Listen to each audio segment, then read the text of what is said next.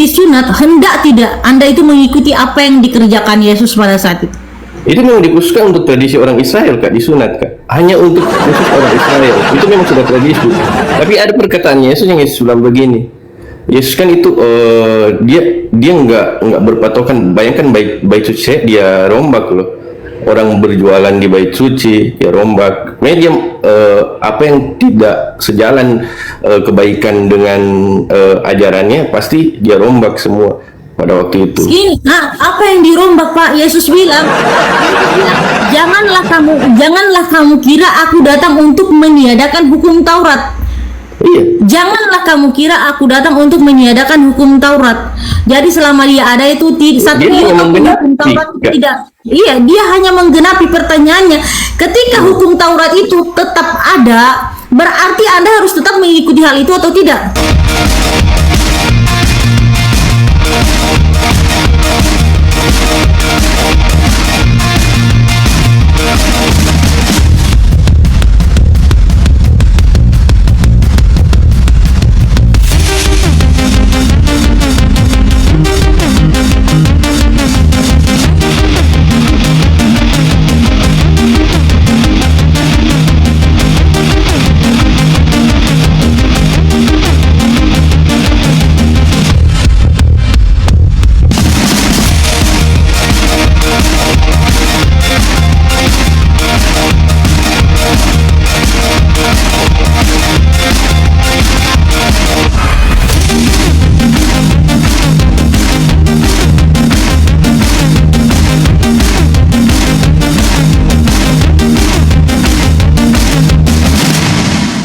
Assalamualaikum warahmatullahi wabarakatuh. Alhamdulillah, puji syukur kita panjatkan kehadirat Allah Subhanahu wa taala. Berjumpa lagi di channel Apis Dakwah. Channel yang akan memperlihatkan beragam diskusi dan debat lintas agama antara Islam dan Kristen. Di sini kita akan sama-sama menyimak bagaimana para apologet Islam menjelaskan kebenaran agama Islam dengan dalil dan logika, serta bagaimana pihak Kristen bertanya dan menanggapi keyakinannya. Lewat diskusi dan perdebatan ini, kita tidak hanya menyaksikan adu argumen, tetapi juga belajar memahami perbedaan cara pandang tentang Tuhan, wahyu, dan keselamatan. Nah, dari ini mari kita simak saja videonya sekarang. Disunat, hendak tidak Anda itu mengikuti apa yang dikerjakan Yesus pada saat itu? Itu memang dikhususkan untuk tradisi orang Israel, Kak, disunat, Kak. Hanya untuk khusus orang Israel. Itu memang sudah tradisi. Tapi ada perkataan Yesus yang Yesus bilang begini. Yesus kan itu dia nggak berpatokan. Bayangkan bait suci dia rombak loh. Orang berjualan di bait suci ya rombak. Media apa yang tidak sejalan kebaikan dengan ajarannya pasti dia rombak semua pada waktu itu. Ini, apa yang dirombak Pak? Yesus bilang, janganlah kamu kira aku datang untuk meniadakan hukum Taurat. Iya. Janganlah kamu kira aku datang untuk meniadakan hukum Taurat. Jadi selama dia ada itu satu hukum Taurat tidak. Iya, dia hanya menggenapi. Pertanyaannya, ketika hukum Taurat itu tetap ada, berarti Anda harus tetap mengikuti hal itu atau tidak? Ya, ada sebagian. Tapi kan ajaran Yesus kan kasihilah Tuhan Allahmu, kasihilah musuhmu. Kasihilah Tuhan Allahmu, ada hukum yang utama ketika Yesus datang. Nah, ada hukum yang pertama itu apa? Yesus memakai hukum kasih, Kak. Lah, hukum kasih. Inilah hukum yang utama. Tuhan Allah kita, Tuhan itu Esa. Itu terutama tuh kira-kira yang paling utama atau bukan, Pak? Ya, hukum yang utama dan terutama ya kasihilah musuh, kasihilah Tuhan Allahmu. Ya, dua aja. Oke, sekarang gini, itu Pak. yang Yesus bawa, Sekarang gini. Saya ini masih ikutin, saya nggak terlalu fokus di pembahasan pertama, saya ikutin saja narasi Anda ya. Iya, sekarang gini, kalau yang bilang bahwa kitabnya Musa kan, Kak. Hukum yang terutama itu di luar apa yang kemudian dikerjakan Yesus. Lalu kemudian Yesus ini kan dia mengerjakan yang namanya hukum Taurat. Hukum Taurat ini apa? Perintah Tuhan.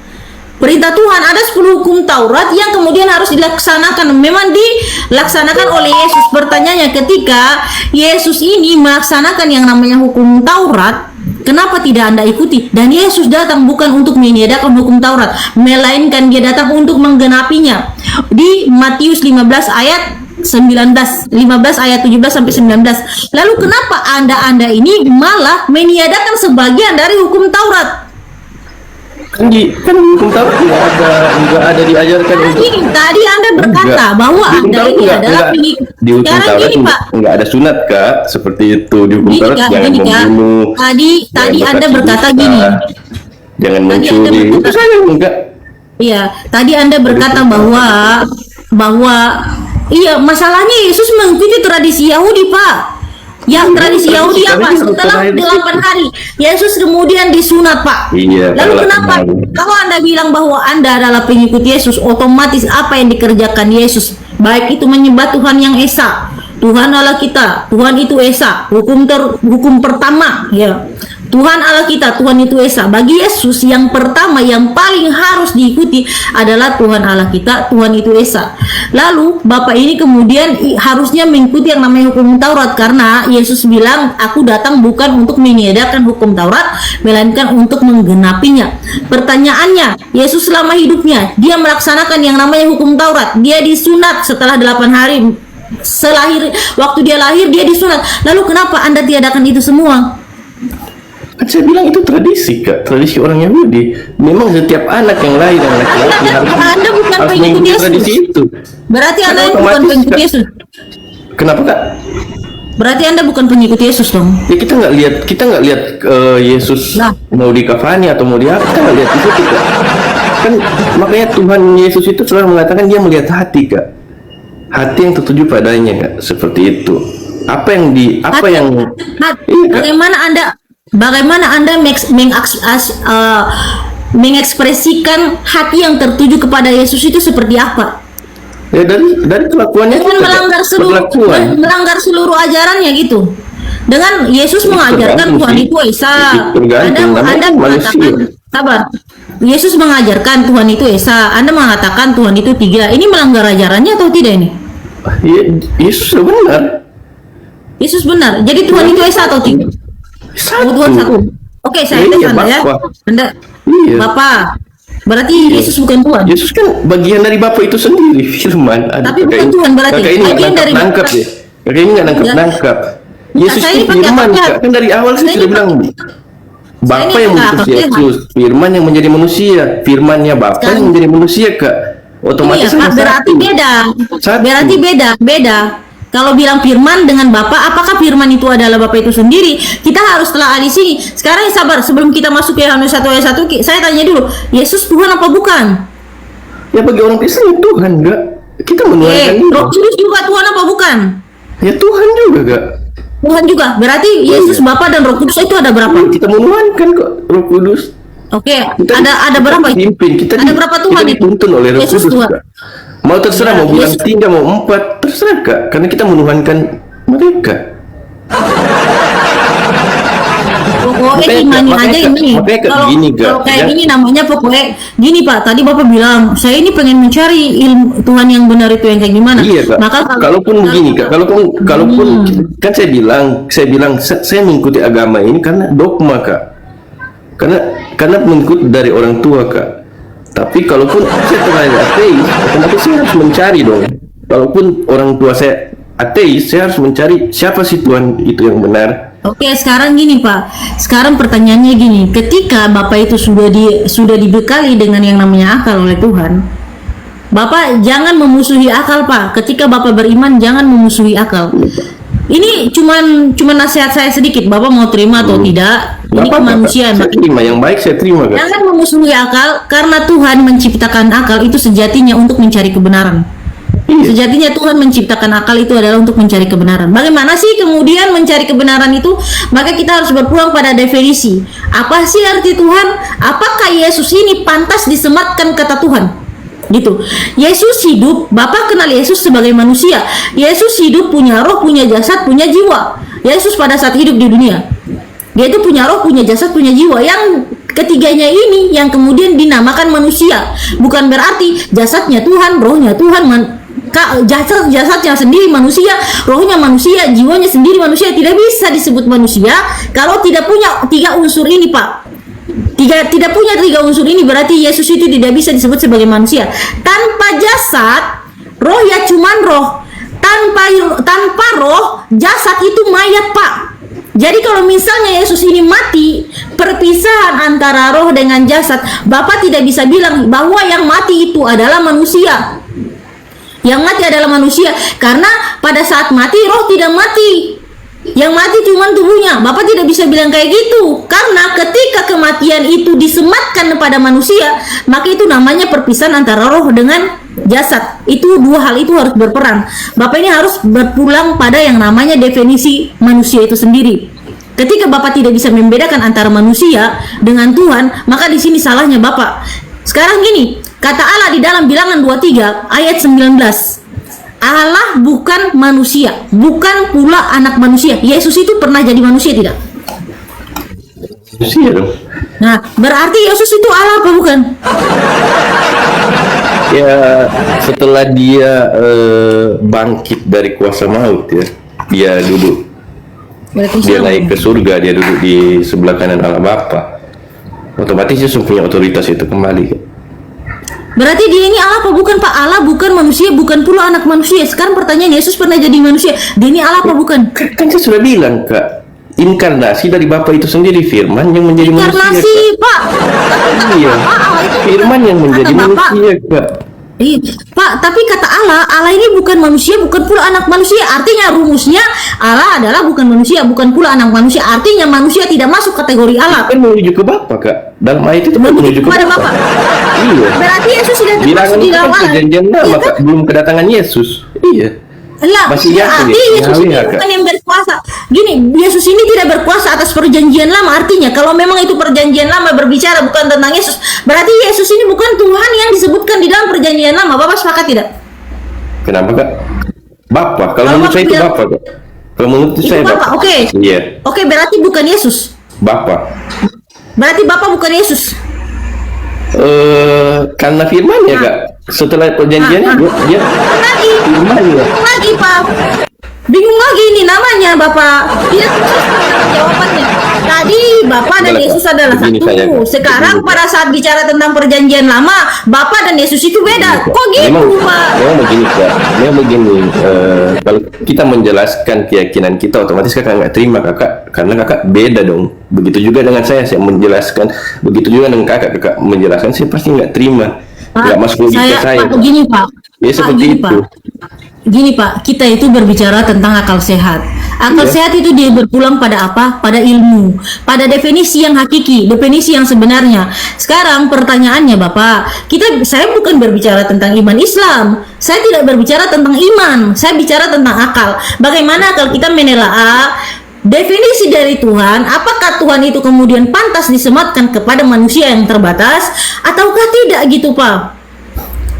Sekarang Iya. gini, definisi Tuhan. Kita pulang lagi. Kita mulai lagi dari awal kalau kayak gini ceritanya. Kalau Bapak sudah bicara iman Begini, dalam Kak, dalam yang namanya Ya perdiskusian, gini, Pak. kita buang iman aja kita, dulu, Pak. Kak. Kita buang saya dulu. Tritunggal itu, Kak. Kita nggak gunakan agama saya dulu, Kak. Buang saya dulu. Lalu bagaimana kita membahas Yesus kalau tidak menggunakan agama Bapak? Enggak, maksudnya kita berbicara dulu, jangan, karena Kakak pasti otomatis nggak mau terima kalau saya jelaskan, Kak. Bukan tidak mau terima, Pak. Kalau sesuatu yang masuk akal, Pak, pasti kita terima, Pak. Ya iya, Sesuatu yang sesuai dengan karena kemahakuasaan itu ya story. tidak boleh manusia pikirkan seperti biasa saja, Kak. Karena berbeda, Kak. berbeda? Logikanya manusia itu enggak setara dengan logikanya Allah. Lah, siapa yang membandingkan antara logikanya Allah dengan logika manusia, Pak? Allah tidak Ya, punya logika, Pak. Allah itu Ya, maha itu. tahu, tidak harus berpikir, Pak. Nah, iyalah. Allah itu maha tahu, Allah Dia yang maha kuasa. Jadi gini loh, Kak. Jadi gini loh. Gini loh. Bapak Bapak itu, Allah membandingkan- itu maha kuasa, makanya kemahakuasaan itu menunjukkan dia memberikan anak yang tunggal, Kak, yaitu Yesus Kristus. Sekarang gini. Pasti kita duluan toh, pasti kita nggak percaya kan, wah masa Allah seperti itu ya, dia bisa lakukan apa saja dong, karena dia maha kuasa Baik. dong. Baik, saking itu, maha Kak. kuasa, apakah saking maha kuasa sampai dia bisa tidak berkuasa? Kenapa, Kak? Apa apakah yang maha kuasa bisa berubah menjadi tidak kuasa? Ya kalau Yesus ya karena dia mengikuti perintah dari Bapa itu sendiri. Sekarang gini Pak, Bapak bilang Allah itu dia maha kuasa, makanya dia bisa jadi apapun yang dia mau. Pertanyaannya Pak, ketika dia itu maha kuasa, apakah dia bisa berubah jadi tidak berkuasa? Ya nggak bisa dong. Enggak bisa. Yesus berkuasa tidak? Ya iya berkuasa. Yesus maha kuasa tidak? Yesus ya dia masih mengikuti perintahnya Bapa dong. Masih mengikuti perintahnya, artinya Yesus dia kan tidak bukan- berkuasa, dia harus menuruti perintah dulu. Dia tidak bisa membuat perintah sendiri, artinya dia tidak berkuasa. Kalau tidak berkuasa nggak bisa menyembuhkan orang mati, Iya, membangkitkan dia orang harus- mati, menyembuhkan orang Itu sakit. siapa yang menyembuhkan orang mati? Apakah Yesus sendiri Yesus atau yang menjadi dengan penghakiman bantuan? Kak. Yesus Dengan yang menjadi bantuan dari penghakiman Allah, hati, sabar. akhir. Orang Kronologi. Kronologi ketika Yesus hendak menyembuhkan orang mati, menghidupkan orang mati, itu saatnya bagaimana? Bapak tahu tidak ceritanya kayak gimana? Ya, iya. Dia menyembuhkan. Pada saat setelah dia selesai berdoa, lalu orang itu dihidupkan atau tidak pakai berdoa dia? Saya tanya Ya, dulu. dia berdoa dong kepada Bapa. Nah, dia berdoa, Bapak udah jawab sendiri. Artinya yang mengabulkan doanya dia itu siapa, Pak? Allah yang mengabulkan atau siapa yang mengabulkan? Jadi gini loh Kak, Kakak harus tangkap Lah, dari kok awal kan beda saya sudah lagi? bilang. Jadi dari awal kan saya sudah bilang Yesus itu utusan Kak. Bapa yang mengutus. Nah, Bapak sekarang yang kakak mengutus. bilang, kakak Jadi bilang kakak- Yesus itu adalah utusan. Iya. Yesus itu adalah utusan, Bapa yang mengutus. Dan tadi kakak juga bilang Yesus dan Bapa itu adalah satu. Artinya Yesus ini mengutus Yesus gitu. Yes, maksudnya satu dalam pribadi Kak. Hakikatnya satu. Satu pribadi loh Kak. Bodrex Ini ada nggak- nggak teman-teman? Bodrex Boleh nggak teman-teman. saya bertanya Kak sama Kakak? Sabar Pak, ini diselesaikan dulu supaya otak saya ini bisa kelar ini. Saya ini nih kalau penasaran saya harus bertanya lanjut balik sampai dong kelar. Kak. Biar fair dong. Harus bertanya balik dong. Oke, tapi kita selesaikan dulu ini sifat ketuhanan yang kemudian apakah pantas disematkan oleh kata Tuhan itu kepada Yesus atau tidak gini loh. Sekarang tadi kakak Oke, sudah sepakat. Jadi gini Kak, saya kan belum terlalu otomatis masih Kristen ya, masih kalau boleh dikatakan belum terlalu memahami Kak. Tapi bagi saya itu ya saya melakukan kehendak Yesus, menjalankan perintahnya apa. Kalau masalah Tritunggal itu saya nggak terlalu paham ya Kak ya. Tapi saya mengerti sedikit. Jadi saya bukan kapasitas saya Kak untuk menjelaskan kepada Kakak seperti itu. Berarti kakak ini sebenarnya masih bingung antara Yesus ini Tuhan atau tidak, betul tidak? Enggak bingung Kak, karena memang Tuhan. Kalau memang kakak nggak bingung, berarti kakak bisa menjelaskan. Sudahlah Kak. Karena kakak ini bilang bahwa saya ini masih oten Kita kan jadi awam, debat saya kusir Kak. Kita jadi debat Ya, kusir Kak kalau saya begitu dari tadi terus. bawa ayat, Kak. Kakak pasti Saya dari tadi menolak. bawa ayat. Kakak pasti menolak. Pasti akan seterusnya begitu. Kakak nggak akan terima dengan akal sehatnya Kakak. Seperti itu Kak. Iya, karena Yesus itu tidak pantas disebut Tuhan. Kalau misalnya kita mau berpulang, oke, saya tarik kesimpulan ya dari apa yang kemudian kakak jawab dan tidak ada diperjelas sama sekali, maka saya tarik kesimpulan Pak. Jadi gini, Yesus adalah manusia biasa. Menurut Allah, Allah itu bukan manusia dan bukan pula anak manusia. Yesus turun sebagai manusia, artinya Yesus ini tidak masuk kategori Allah. Karena ciri-ciri dari Allah itu bukan anak manusia, bukan pula manusia, bukan pula anak manusia. Ketika ciri-cirinya sudah kayak gitu, berarti kata manusia ini tidak pantas disebutkan kepada Allah, tidak pantas disematkan kepada Allah. Itu poin pertama. Poin kedua, Yesus itu tidak berkuasa karena segala kuasa yang Yesus miliki itu dari Bapa. Artinya yang punya kuasa mutlak adalah Bapa. Ketika yang punya kuasa mutlak adalah Bapa, lalu Yesus harus punya kuasa dari Bapa, harus diberikan kuasa oleh Bapa. Artinya Yesus bukan yang punya kuasa itu. Maka Tuhan yang maha kuasa itu kata maha disematkan, artinya tidak ada yang menandingi dia. Ketika yang maha kuasa dia tidak mampu lagi turun menjadi tidak berkuasa. Itu yang maha kuasa. Pantangannya, mustahilnya adalah turun menjadi tidak kuasa. Lalu Yesus dia turun sebagai manusia, dia terbatas dengan segala keterbatasannya. Dia itu kurang dengan segala keterbatasannya sebagai manusia. Butuh manusia lain, butuh makan, butuh tidur, segalanya. Artinya dia tidak berkuasa. itu menyalahi sifat-sifat Tuhan yaitu Maha Kuasa. Lalu Yesus di dalam Kolose 1 ayat 15, Yesus itu adalah awal dari ciptaan. Maka pencipta tidak akan pernah turun jadi ciptaan. Karena ciptaan tidak mungkin menciptakan dirinya sendiri, harus ada pencipta untuk menciptakan dirinya sendiri, Pak. Yesus adalah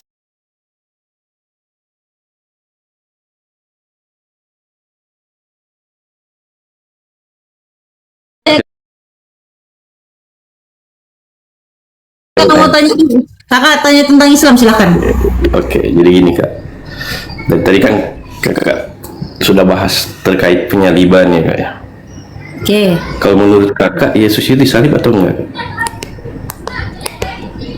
Yesus, Disalib atau enggak? kalau menurut saya Yesus disalib atau tidak? Iya. Kalau misalnya saya bilang tidak disalib gimana?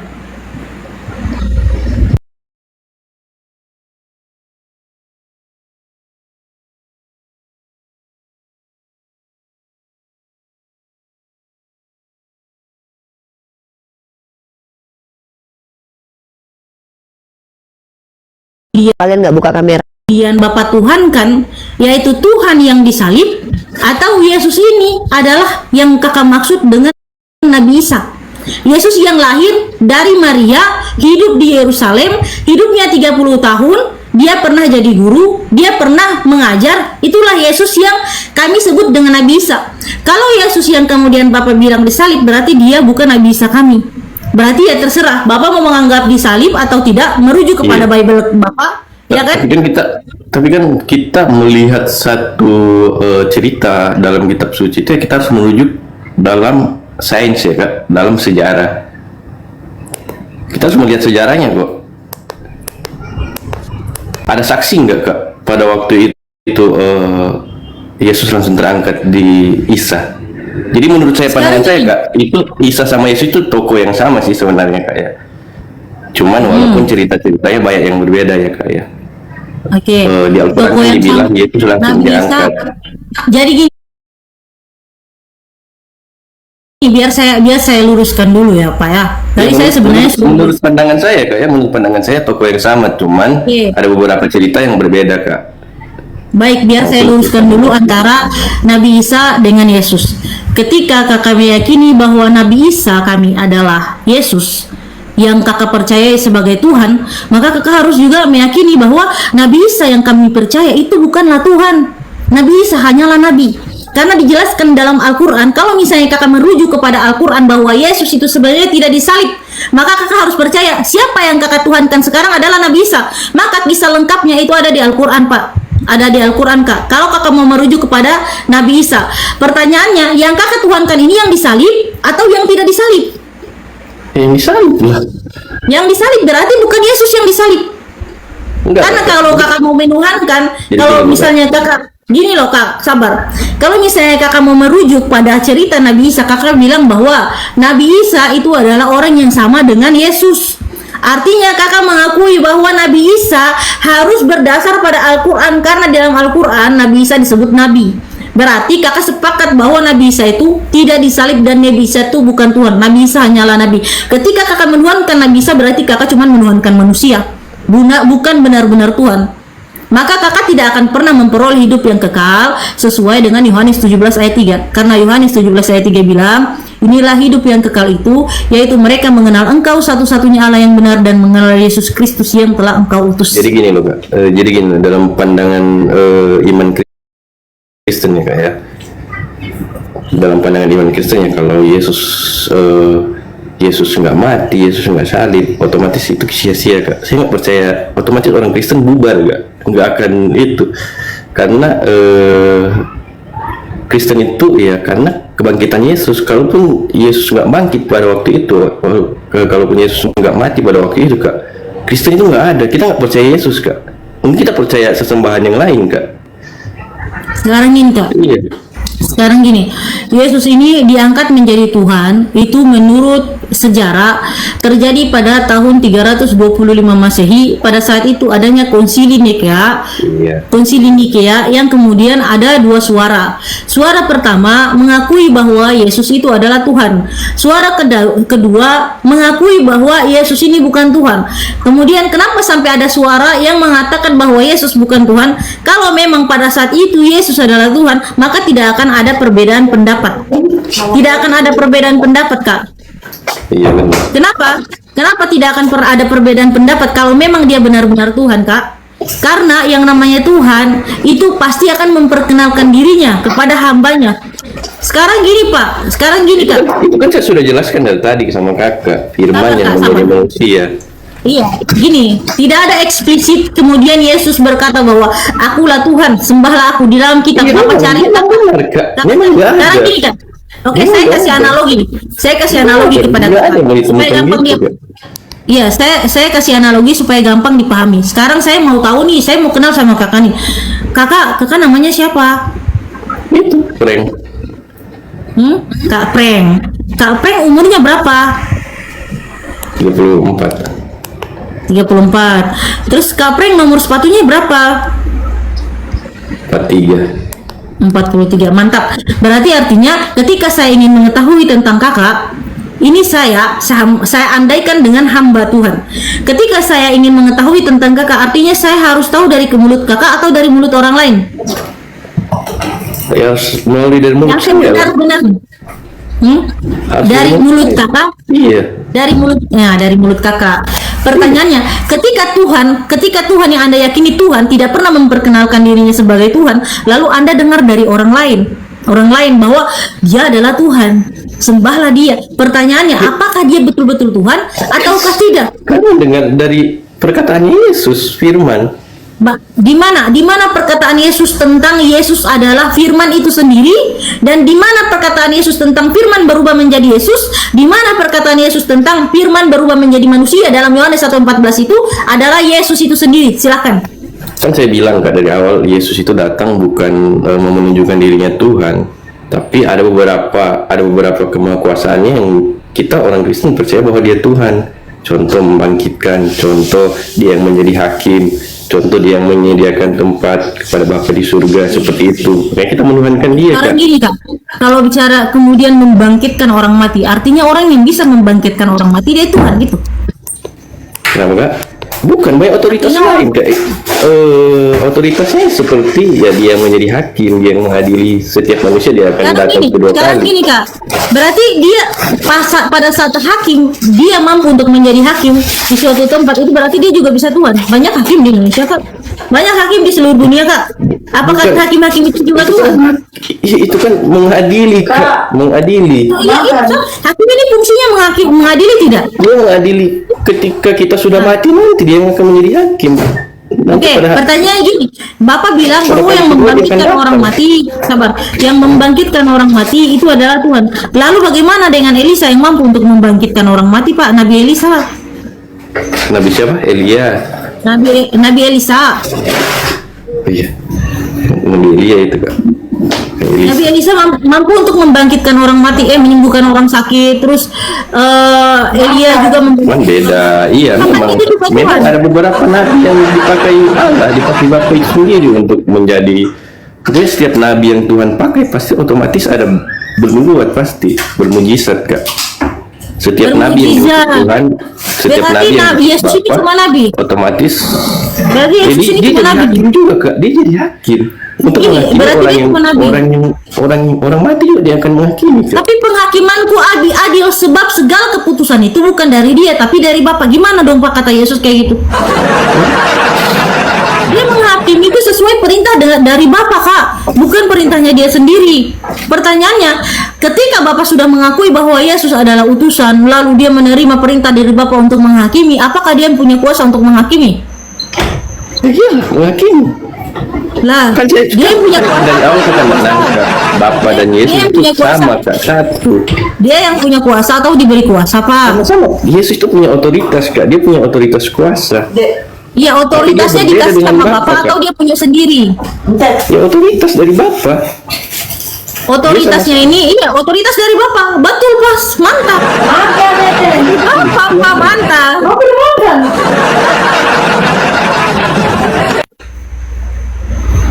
Seperti itu Kak.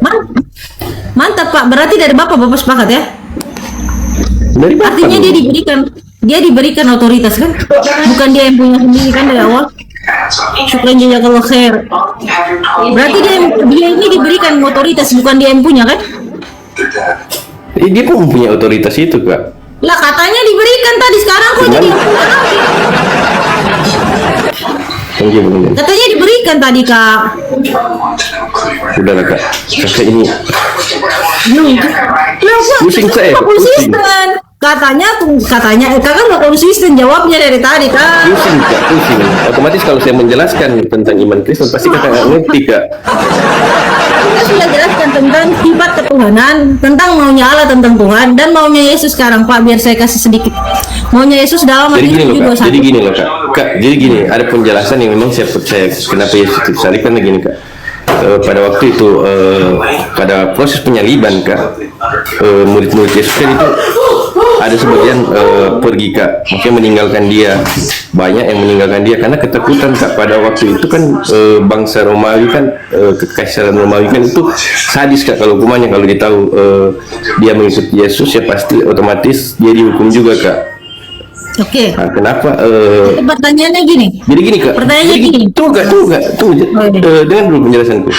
Jadi gini Kak. Pada waktu Yesus disalib, semua murid-murid Yesus meninggalkan Yesus Kak. Tapi kenapa ketika Yesus mati dan Yesus bangkit menampakkan diri kepada mereka, mereka itu berbalik arah dan memberitakan Injilnya. Padahal mereka nggak dapat apa-apa loh Kak. Jadi gini loh Kak.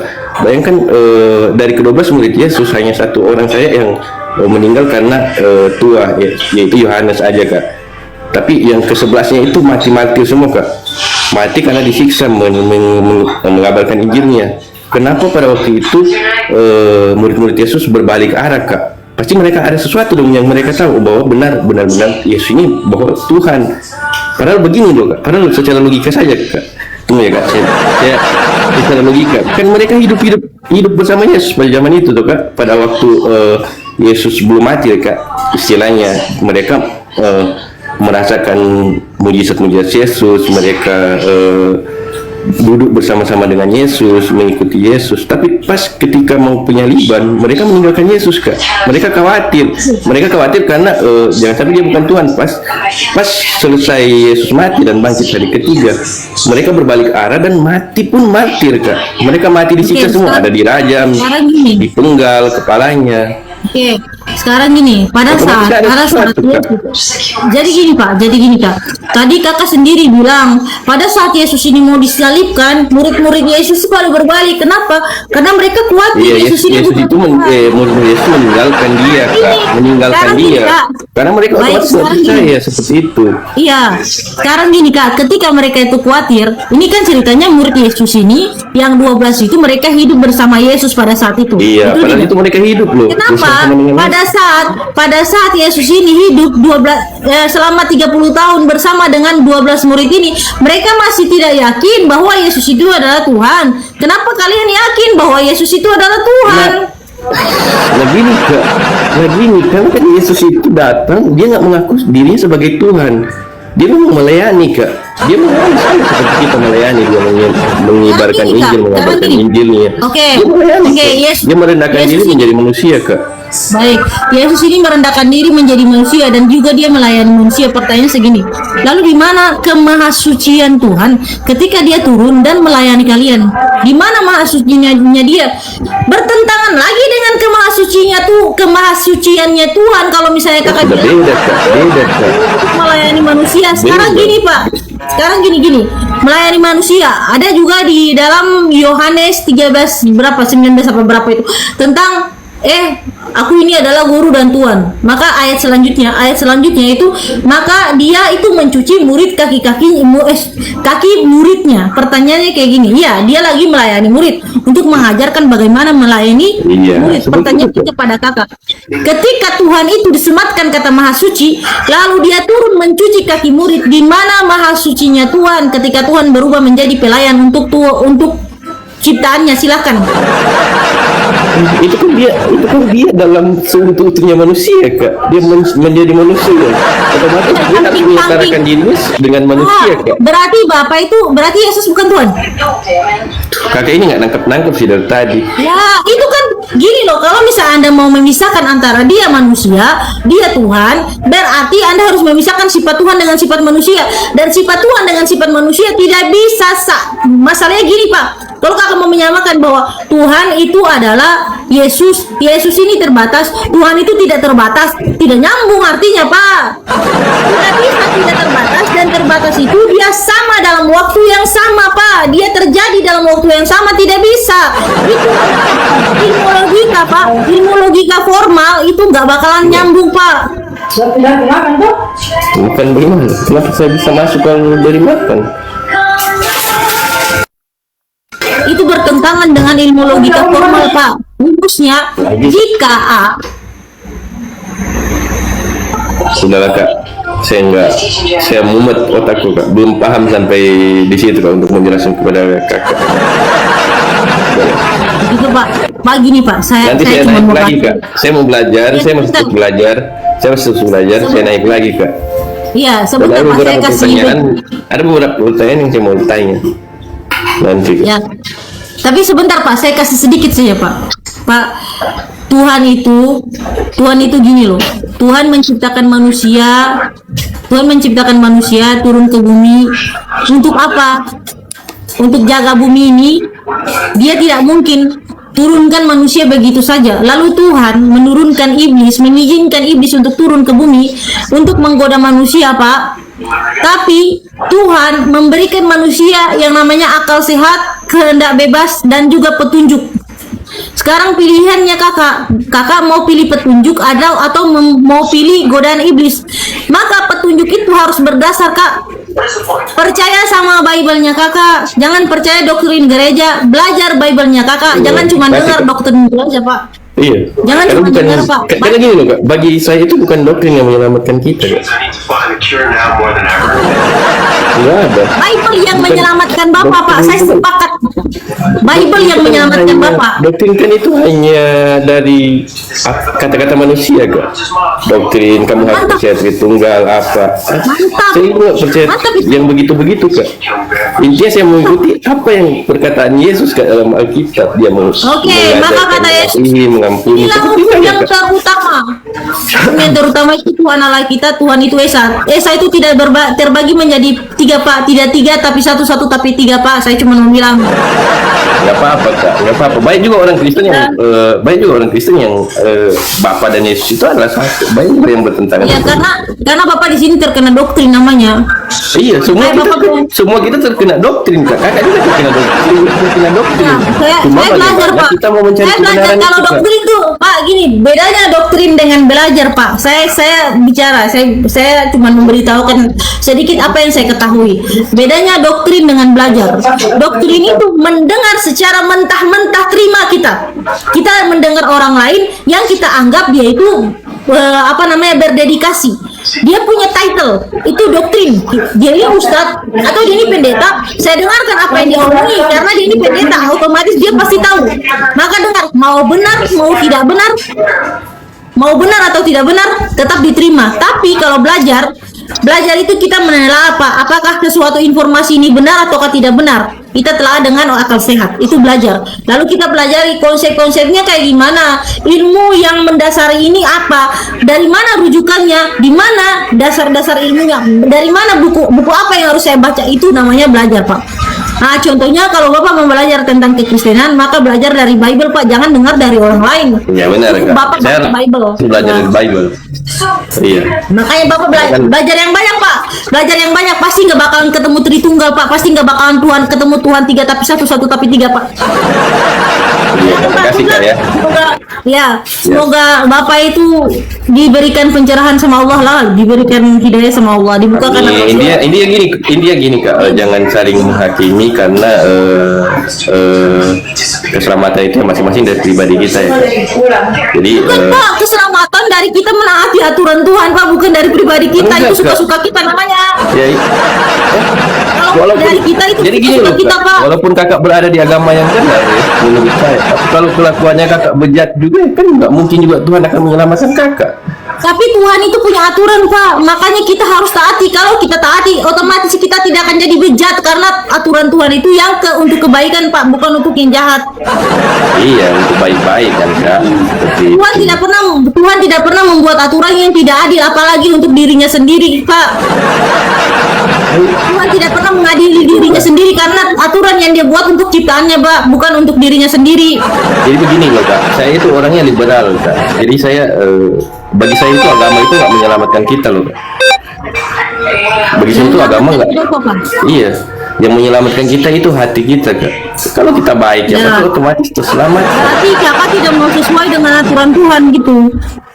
Sekarang gini, Kak, saya tanya Kak, kalau Intinya kalau kakak sudah mengenal Tuhannya kakak, ya otomatislah belajarlah berbuat baik. Nah, pasti saya belajar berbuat baik, Pak. Bapak tidak usah ajar karena Tuhan saya yang ngajarin saya gitu loh. Jadi, Pak, kalau misalnya kakak bilang kemudian berpendapat bahwa agama bukanlah agama yang menyelamatkan kita, itu berarti kakak salah. Karena gini, karena aturan hidup yang namanya kita hidup di dunia itu kita diciptakan. Contohnya, kita punya sebuah rumah, kita yang beli rumah itu. Ketika kita mau orang lain tinggal di dalam rumah itu, kita buat aturan, betul tidak? Well, Kak, saya mau jadi ateis aja lah, Kak.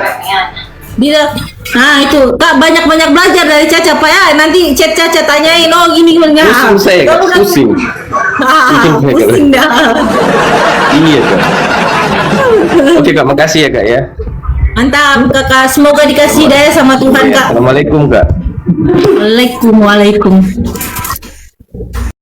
Dari setiap perbedaan pandangan, kita belajar bahwa kebenaran tidak selalu lahir dari siapa yang paling keras berbicara, tetapi siapa yang paling jujur. Semoga diskusi ini mengajarkan kita untuk tidak mudah menilai, tetapi berani memahami. Karena sejatinya perdebatan lintas agama bukan sekedar adu argumen, melainkan perjalanan panjang untuk mengenal Tuhan dengan cara yang bijak. Jika menurutmu ada hal yang menarik atau mungkin berbeda dari keyakinanmu, tulis pendapatmu di kolom komentar dengan santun. Terima kasih sudah menyimak sampai habis. Sampai ketemu lagi dan nantikan video debat dan diskusi para apologet Islam selanjutnya. Assalamualaikum warahmatullahi wabarakatuh.